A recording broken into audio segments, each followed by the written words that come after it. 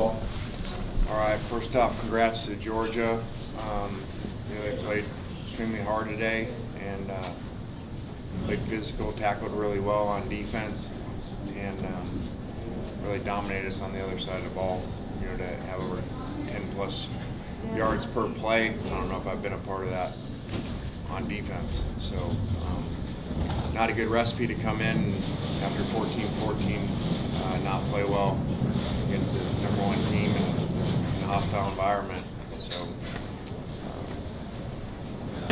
add us to the list of whatever, 43-1 in the last 44. Mike, do you have any update on Jackson? Yeah, he was able to return after getting checked out, and just didn't see a need at that point to put him back in. Questions? I guess Lane with Micah Pettis not being available and then Jaden going out in the middle of the game. Obviously, you had to play the hand you're dealt, but just how difficult was that to kind of work with, and it was just the results speak for itself 3 quarters later. It's what it is. It's part of the game, but obviously not exactly the ideal defense. You want to be playing without your right tackle, and then right a few snaps into the game, lose the next tackle that you have in there playing. So guys had to move guys around a lot, and lost the center late too. So it is what it is. Was there anything specifically on offense that Georgia was doing that you think was really kind of the catalyst for why they were so successful tonight on that side of the ball?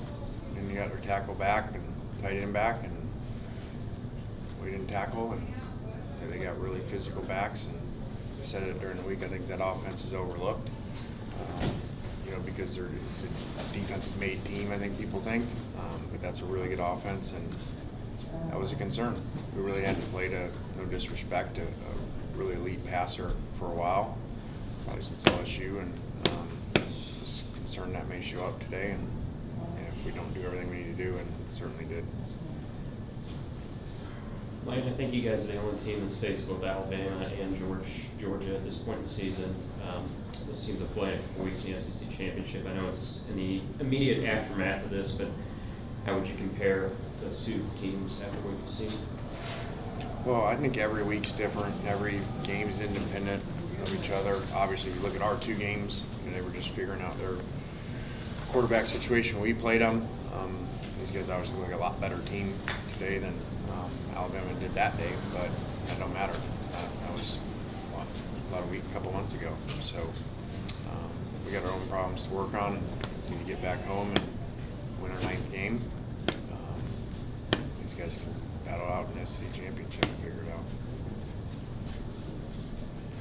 Lane, what needs to happen for Ole Miss as a program to be able to compete with a team like this with as much talent?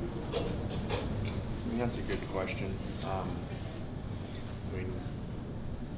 We got to recruit at a higher level, and I'm not blaming people. We got to coach better, but at some point, whatever those stats are, we've signed 1 5-star, they've signed 24 or something. Those kind of do show up at some point. So